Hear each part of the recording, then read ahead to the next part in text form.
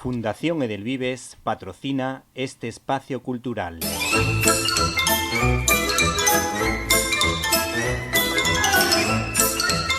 Estás escuchando Directo a las Estrellas. Víctor Alvarado.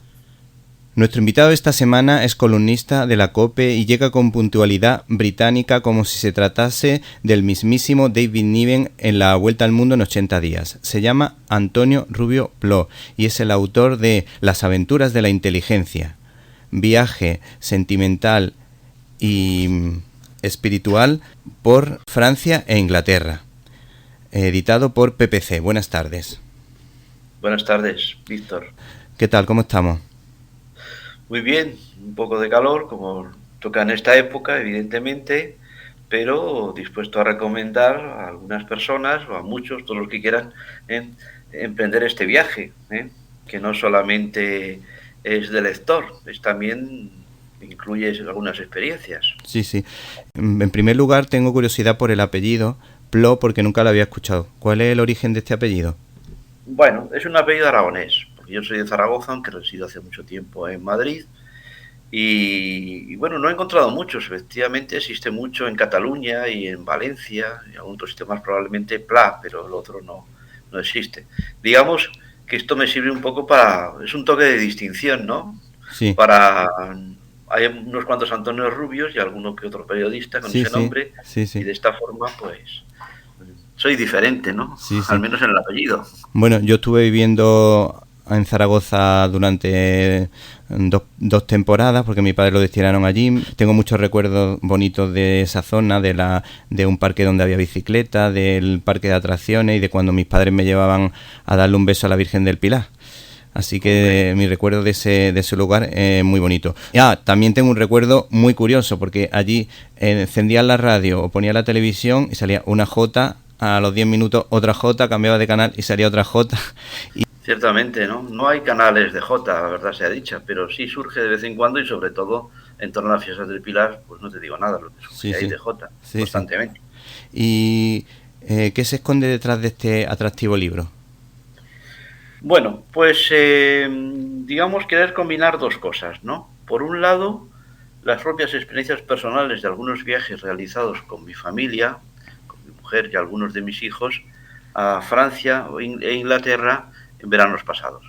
Pero, la verdad sea dicha, es mucho más que todo eso. No es un libro de viajes, aunque haya anécdotas y tal, porque lo importante en esta historia es descubrir a una serie de personajes que vivieron allí, sobre todo en los siglos XIX y XX, y que unos eran escritores, unos eran pintores, algún que otro músico, y no todos eran franceses o ingleses, vivieron allí. Entonces encontramos en el elenco, por así decirlo, hay algún que otro español, algún ruso, algún rumano, en fin, un poco variado, ¿no? Los personajes.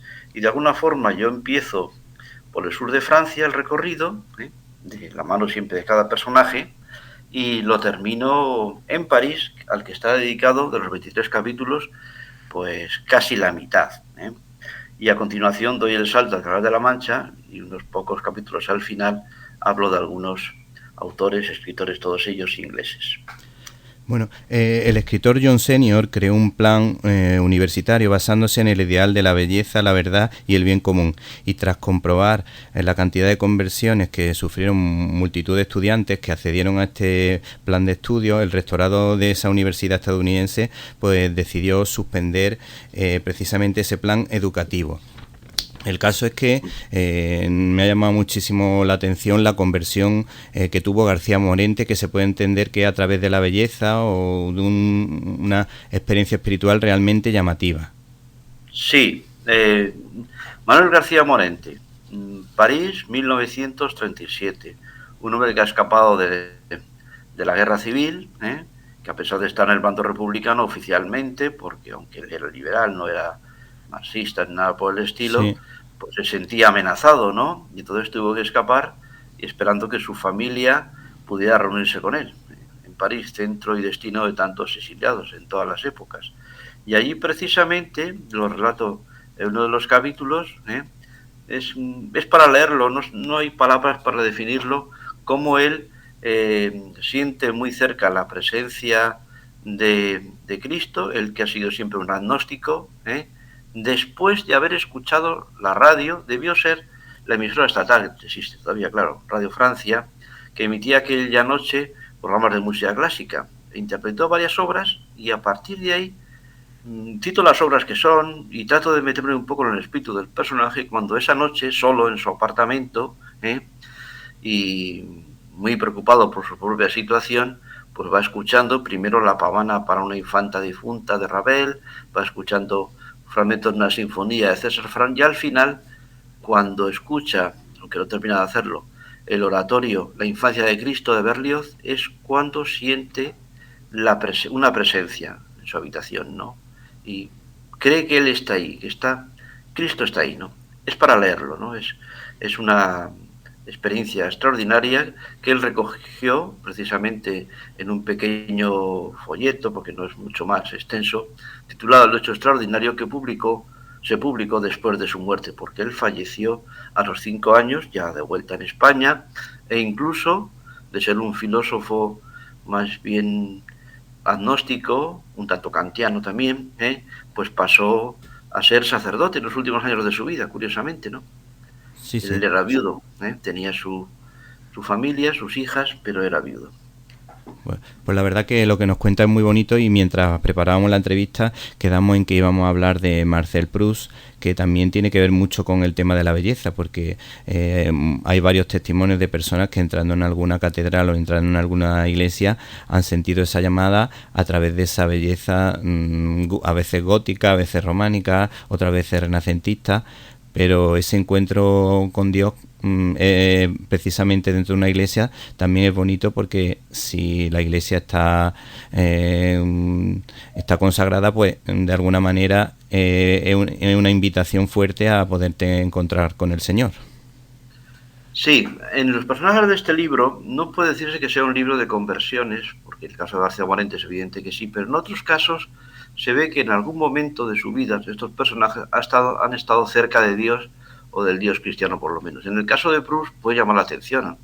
Porque evidentemente sí fue bautizado, pero su madre era judía, nunca fue una persona practicante que se sepa, y más bien su estética, sus gustos le alejaban de toda esta atmósfera cristiana, pero supo encontrar la belleza, ¿no? Él primero se había dejado fascinar por un crítico de arte de aquella época, un inglés, Ruskin, que había escrito auténticas maravillas descriptivas, pero no iban a fondo con el cristianismo, sobre las catedrales, sobre las obras de arte, la pintura. El mismo Proust, por ejemplo, en su colección de novelas En busca del tiempo perdido, pues describe muy bien una serie de cuadros de forma impresionante, ¿no?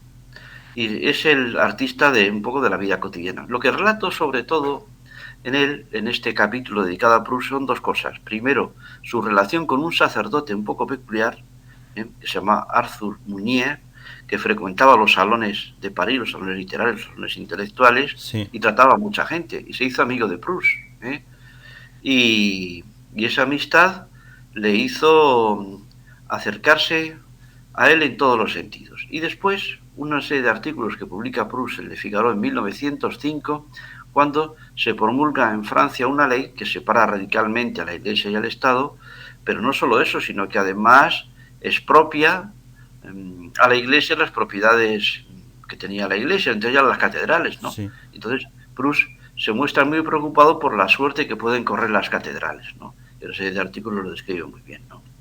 Y ahí se ve como, por ejemplo, pues la amistad de dos hombres muy distintos, este sacerdote y este escritor, que compartían, eso sí, algo, los gustos literarios, pues les va acercando, de tal manera que al final de su vida, bueno, ya había fallecido Proust, perdón,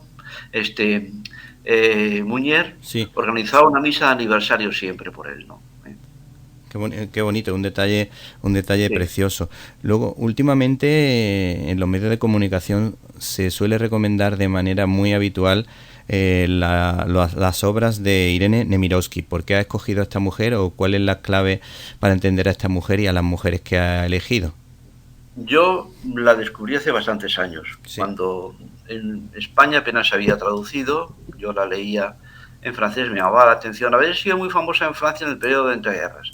Era una mujer de origen judío que escapó de la Revolución Rusa, como tanta gente, como tantos rusos y ucranianos y otra gente del antiguo imperio zarista, encontraron refugio en Francia y particularmente en París, que se convirtió en una época en la que se decía que muchos grandes duques, muchos nobles, mucha gente del zarismo tenían que ejercer los oficios más pintorescos como mayordomo o chofer en aquellos años. El padre de Nemirovsky, que era un banquero judío, tuvo más suerte, pudo continuar siendo banquero en Francia, y ella, pues era en los años 20, conoció una existencia frívola, alocada, tal, como tocaba en aquellos años. Pero después, poco a poco, digamos que sentó un poco la cabeza, y aunque le persiguieron un poco los fantasmas de su propia familia, ¿no? Una relación muy difícil con su madre, que era una rival suya en todos los sentidos, tuvo un matrimonio que fue feliz. Sin embargo, esta mujer casó con otro banquero judío, y esta mujer a los años 30 empezó a publicar novelas que enseguida fueron un éxito en Francia, algunas se llevaron al cine, y también sintió una inquietud que no aparece a veces en las biografías que cuentan de ella. Alguna biografía por ahí circulando, y se han traducido bastantes cosas ya al español en los últimos tiempos, pero no cuentan que se convirtió al catolicismo. Hay quien dice, deja caer, que era como una especie de seguro por la persecución antisemita que se podía desarrollar, y eso fue una realidad cuando los alemanes entraron en Francia y se formó el gobierno de Vichy, que persiguió a los judíos. Pero en el capítulo que yo le dedico, pienso que esa conversión fue sincera, fue sincera, y además se debió a una persona también extraordinaria, que también es muy conocido en Francia y en Rumanía, pero aquí no, y es un obispo, Vladimir Gica, que fue beatificado en 2013, y que era un príncipe de la Iglesia, por así decirlo, el hombre que contribuyó a acercar a católicos y a ortodoxos, y que en los años finales de su vida prefirió volver a Rumanía, aun a riesgo de ser encarcelado por el régimen comunista y fallecer en una de sus prisiones. Pues fue ese el hombre que bautizó a Nemirovsky y a su familia.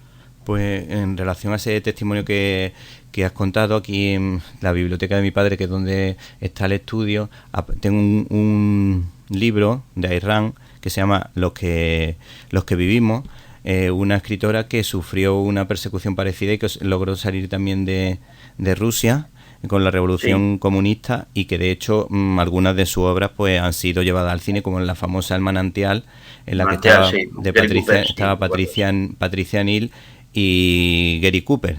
Y la verdad que también un testimonio bastante llamativo de lo que tuvieron que hacer estas personas, ella y sus amigos, para poder salir de allí. Porque algunos de sus amigos, creo recordar que también era comunista, pero claro, al ser su amiga pues hizo todo lo posible por ayudarla. Sí, el caso de Ayn Rand es un caso parecido, aunque muy distinto. Las coordenadas ideológicas son muy distintas, porque Ayn Rand al final abrazaría un liberalismo lo diríamos un anarcocapitalismo, una ideología más libertaria, más combativa, porque claro, había aparecido el comunismo, que no fue el caso de Nemirovsky, que se acercó a la fe cristiana. Sí, es distinta. También ella fue la creadora del objetivismo, que curiosamente le llamaba la atención mucho a Steve Ditko, que fue uno del dibujante de Spider-Man, el primer dibujante de Spider-Man, que era un enamorado de esa forma de pensar. Y además fue casi una nonagenaria, y vamos, una experiencia con mucha gente interesante. Sí, y no daba por lo visto ningún debate por perdido. Luego tengo también la suerte de tener en mi biblioteca 3 libros de John Henry Newman, que ya es santo, sería San John, y una era de discursos universitarios, que esa me resultó espesa, otra de sermones que me pareció impresionantemente buena, y por supuesto su autobiografía, Perder y Ganar, porque es una historia que te atrapa de principio a fin, y se ve que él no lo tuvo fácil para pasar del anglicanismo al catolicismo, pero su capacidad espiritual e intelectual le hizo darse cuenta que no era el camino el anglicanismo, sino que la auténtica fe estaba en la religión católica. Sí, John Henry Newman lo abordo, no lo he comentado antes, pero yo voy en cada capítulo recorriendo una ciudad o un lugar. En el caso de París son 11 distritos, pues 11 capítulos. En el caso de John Henry Newman lo hago en Oxford y cuento mis impresiones de una visita a Oxford. Fue una mañana un poco agitada, ¿no?, de cosas que había que ver, como pasa siempre en un verano, en un mes de agosto, Sí. Pero pude fijarme en algunos detalles que me llamaron la atención, que cuento ahí, que invito a los lectores a seguir. Y efectivamente, a la hora de hablar de obras, hablo de los sermones. Sí. Sermones que muchos de ellos, los más famosos y los más logrados para mí, no solo para mí, fueron los que pronunció en su etapa anglicana de capellán, ahí en la Universidad de Oxford. Sí. Porque eran unos sermones que trataban, se pronunciaban el domingo siempre a las 4 de la tarde, curiosamente, la hora. Tenía que ser a una hora que hubiera todavía luz por allí. Sí. Y eran un toque de atención, ¿no?, para que se tomaran el cristianismo en serio. Porque claro, el problema es el de siempre. Aquellos que pretenden tomarse en serio y no el cristianismo, y no es un rito, una tradición, etcétera, es como si, por ejemplo, a ver, un poco chusco lo voy a contar. Sí. Yo le quiero regalar, yo le digo, me dice una persona, yo soy de la cofradía tal, la cofradía de Deseo del Santo Entierro. Sí. Le digo yo, oye, te voy a regalar esta meditación sobre la pasión de Jesucristo. Y entonces se queda y dice, bueno, no sé, otro día. Quiero decir que una cosa es formar parte de una tradición muy respetable, por supuesto, y que hay que vivirla por dentro, y otra cosa es dar el paso y tomárselo en serio. Eso es lo que le pasó a John Henry Newman, y de hecho en sus sermones hace ese llamamiento, y es el llamamiento que es a tomarse en serio las cosas, que eso le ha pasado a todos los santos. Sí. Tú recordarás seguramente a Santa Teresa de Jesús, que se va a un convento en principio. Sí. Y en un convento en aquella época, antes de que hiciese su reforma, evidentemente, pues ahí van las chicas de aquel momento, las chicas de familia bien, que estaban estupendamente, con criados y criadas y todo. Pero claro, eso no era. Efectivamente. No era eso. Sí. Newman le pasa lo mismo. Y esa obra que tú citas, Perder y Ganar, es una novela autobiográfica, sí, muy interesante, y que hablo de ella ahí, y que desde luego es muy recomendable para ver el itinerario de Newman. Cuando uno va buscando la verdad, pues va dejando atrás otras cosas. El que pierde gana, dice mi viejo refrán, que está en varios idiomas, y en este caso Newman ganó mucho. Sí, la verdad que en ese libro se aprende un montón de la cultura inglesa, e incluso, si la memoria no me falla, se cuenta un poco la persecución que tuvieron los anglicanos hacia los católicos durante un tiempo. Incluso los nobles se enfrentaron al rey en algún que otro momento, pensando que el catolicismo era donde estaba la auténtica verdad, e incluso los anglicanos tenían dos tipos de iglesias, una muy sí, al estilo anglicano, y una muy parecida a las católicas, para confundir un poco a la gente del pueblo llano que se sentía católico y entonces y que no hubiese pisado nunca una iglesia anglicana, pero al estar decorada de tal forma que tenía ese toque católico, pues mucha gente se acercaba al templo. Sí, eso te puede pasar en la capilla de la Universidad de Oxford, que se conserva el vídeo en que predicaba Newman. Evidentemente, pues de todo, Newman, católico, se ha convertido en una gloria de Inglaterra en todos los sentidos, en la literatura. Es un punto de referencia impresionante. Después de tanto tiempo ha sido reconocido. Recordemos que, por ejemplo, cuando su canonización en 2019 estuvo presente el mismísimo príncipe Carlos. Si vas allí a la iglesia donde predicaba Newman, que es una iglesia anglicana, pues vas a encontrar un estilo neogótico, como podría ser una iglesia de principios del siglo XX o del XIX en Europa, en Francia, en España. No sí, se distinguiría de otras, ciertamente. Sí, sí. Pero Newman da un paso más allá. no se puede conformar solo con ciertas tradiciones. De hecho, hay una rama del anglicanismo, por así decirlo, que se haya venido a llamar anglocatolicismo. Por ejemplo, este famoso escritor, T.S. Eliot, estaba un poco en esa línea, o también C.S. Lewis, por ejemplo, que no dieron el paso para convertirse al catolicismo, pero estaban un poco en esa línea. Newman sí lo dio. Luego, cuando uno hace un repaso por la biografía de estos autores y se encuentra al autor del Principito, Exupéry, siempre encuentra muchas biografías contradictorias, porque hay algunas que dicen que era totalmente cristiano, analizando un poco sus libros. Otros dicen que era agnóstico, aunque había recibido educación católica, pero yo creo que tú has llegado a un punto intermedio. ¿Podemos establecer un paralelismo entre el Águila de San Juan y el avión que pilotaba este señor, Antoine de Exupéry? Entonces, pues hombre, en cierto modo podría serlo. El Águila es un ejemplo muy logrado, que también lo podríamos encontrar en los místicos españoles, en San Juan de la Cruz o en Santa Teresa, ¿no? Sí, eso sin duda es así. Y la verdad, yo le he puesto al título, al capítulo, la permanente elevación de un inconformista. No es mío, me lo dio para un artículo que escribí hace años el director de un periódico, lo puso él, me gustó y me quedé con él para el libro, porque sí lo era, quiso recobrar su infancia, tenía un gran sentido de la amistad, porque hay una cosa que a veces se olvida cuando uno intenta acercar a la gente a la fe, y es que hay que ser amigo de esas personas, y no amigo para convertirles, hay que ser amigo en todos los sentidos. Y por ejemplo, Saint-Exupéry decía que una de las satisfacciones más grandes que podía tener en el mundo era el sentimiento de camaradería, de amistad con sus compañeros de escuadrilla, ¿no? Cuando volaba, partió el correo por algunas zonas de África, el norte de África en aquel momento, en el Sáhara, y luego estuvo, claro, en la Segunda Guerra Mundial. Pues sí, hay una elevación continua, pero también hay un sentimiento de que él querría tener la fe. Dice, si tuviera la fe me retiraría a una abadía benedictina, ¿no? Ahí está. Es que además muchos de los personajes que yo voy retratando están tocando ahí el límite. Ellos querrían ir a más, a lo mejor, no sé. Por ejemplo, me pasa, por ejemplo, el capítulo que dedico a Antonio Machado. Y digo que Antonio Machado podría perfectamente, estoy seguro, aunque no lo ponga en ningún sitio, sentirse identificado con el Padre Nuestro, con una oración universal.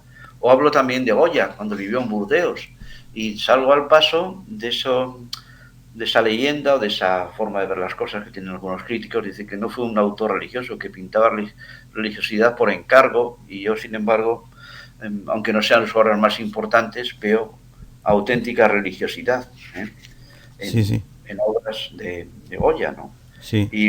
Y no sé, otro autor que también saco es Graham Greene. Graham Greene, pues es un hombre con esa novela El poder y la gloria, que es un sacerdote en la Revolución Mexicana, que es un sacerdote, pues cristero, ¿no? Sería cristero. No era cristero, era justo o sea, a ver, era un sacerdote que se dejó llevar y que pues por ahí llevaba una vida un poco desordenada, le llamaban el padre whisky, dejó algún hijo por ahí, en fin, pero era consciente de su unidad de sacerdote y que le esperaban, aunque él tenía toda esa carga encima, y eso aparece muy bien reflejado en la novela de Graham Greene. O por ejemplo, Graham Greene al final de su vida, cómo hace una nueva versión de Don Quijote y Sancho por tierras españolas, Monseñor Quijote.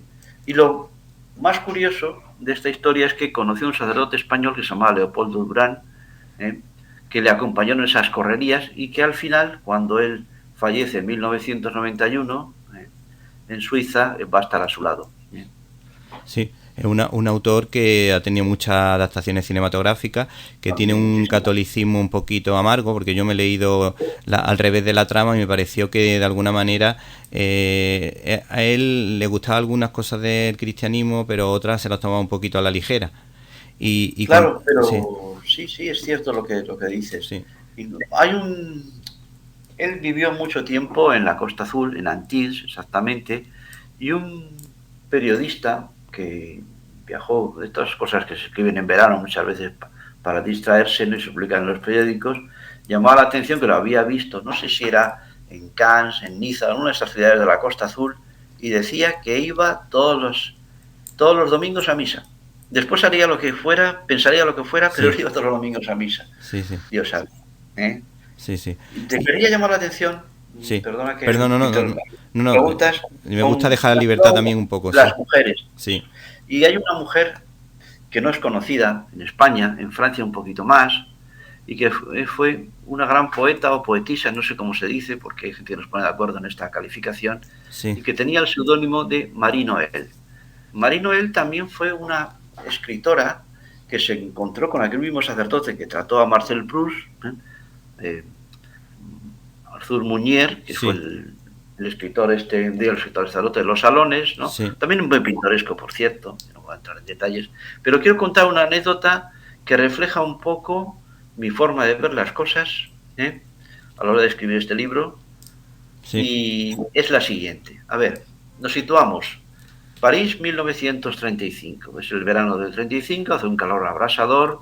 Marie Noël, que vive habitualmente en un pequeño pueblecito de la Borgoña, ha ido a París porque en ese momento hay una exposición impresionante que han traído los italianos en el Petit Palais, que es uno de los edificios cerca del puente Alejandro III y que fue sede en su momento de la Exposición Universal de 1900. Sí. Ahí se expone maravillas de los Uffizi de Florencia, de otros lugares de Italia, y ella entra a verlos. Y después sale y se mete en el metro. Sí. Y en ese momento le viene un pensamiento a la cabeza. Está en un andén de metro y ve que uno de las direcciones, la de enfrente, va a Montmartre. Montmartre, como bien sabido, es donde está Sacré-Cœur, es una colina muy marcada, aparte por los pintores y la bohemia, pues por el culto al corazón de Jesús. Es un barrio que tiene su tinte religioso. Sí, es verdad. Al mismo tiempo, el andén en que está ella se dirige a Montparnasse. Montparnasse parece ser justo lo contrario. Montparnasse es el barrio de los cafés, de la bohemia, donde surgió el surrealismo, donde iban los pintores de las primeras décadas del siglo XX, los escritores que recalaban por París, extranjeros como Hemingway, etc. Y entonces ella piensa, ¿por qué tengo que elegir ir a un sitio o a otro? Yo quisiera ir a los dos sitios, a Montmartre porque soy creyente y a Montparnasse porque mi oficio es el de escritora y tengo que estar con la gente de ese oficio. Sí. Y entonces dice, yo no puedo hacer esa elección, ¿no? Entre Montmartre y Montparnasse. Entonces, claro, muchas veces es lo que pasa. Una persona creyente dice, bueno, pues yo renuncio a todo y me sumerjo en un ambiente muy piadoso, muy cristiano, muy de catacumba, habría que decirlo, y no salvo al mundo.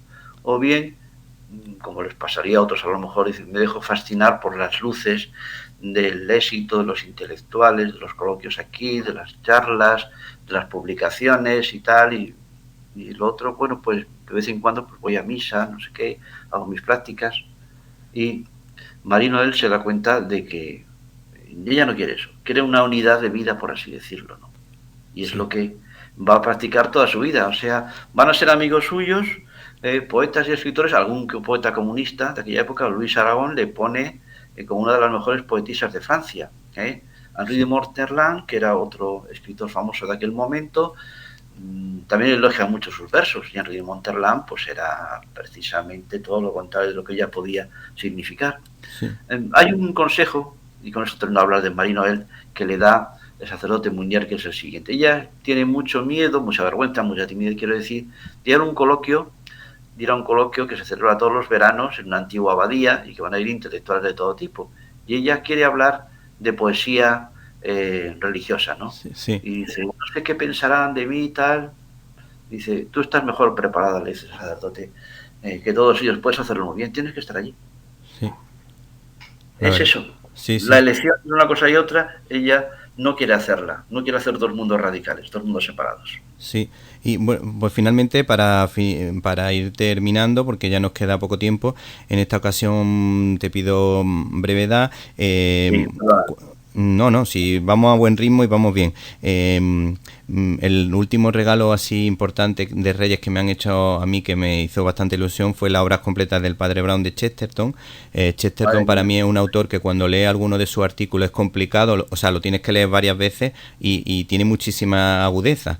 Entonces, pues me gustaría un poquito que hablases del Padre Brown, que ha tenido adaptaciones en series que estaban bastante bien, y al igual que también cuando hemos estado hablando del Principito, pues tenemos dos versiones que no son perfectas, porque la obra del Principito es muy difícil de adaptar, pero ahí se queda mucho de la gran profundidad de Superi. Pues con el Padre Brown pues pasa igual, no es un detective como por ejemplo Simenon, que busca un poco las razones que llevaron a una persona a cometer un delito, tampoco es como Sherlock Holmes, que se basa todo en la deducción y en el método científico, y el Padre Brown, que tiene su encanto porque descubre los casos de una manera diferente, ¿no es verdad?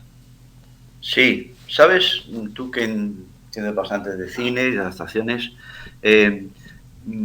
algunas versiones que han hecho sobre la televisión, la BBC, esa versión que hay del Padre Brown que por ahí circulando, la verdad es que no tiene nada que ver con el original, si he visto alguna. Sí. No tiene nada que ver, son basados en los personajes creados por, como ponen en muchas películas, pero nada, en absoluto.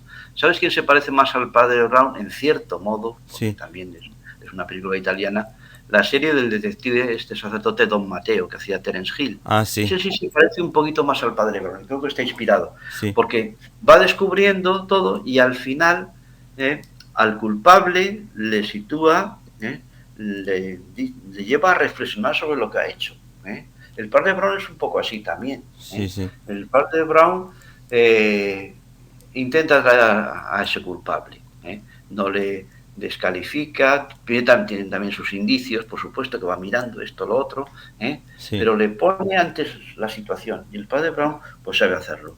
Y eso en el capítulo que dedico a Chesterton, porque he tenido la fortuna de ir a Londres, a otros sitios, sí, con un club de admiradores de Chesterton, que es de Granada, y estuve en los mismos sitios, en bastantes sitios, incluso en la casa en que vivió durante años, en Beaconsfield, a 40 kilómetros de Londres, pero Chesterton. E incluso un privilegio más que de verdad me sentía abrumado. Resulta que en la iglesia parroquial católica de ese pueblo llevaron los libros de la biblioteca, pero en esa casa ahora mismo, la casa que vivió Chesterton, viven otras personas y se ha conservado, pero los libros están en la biblioteca.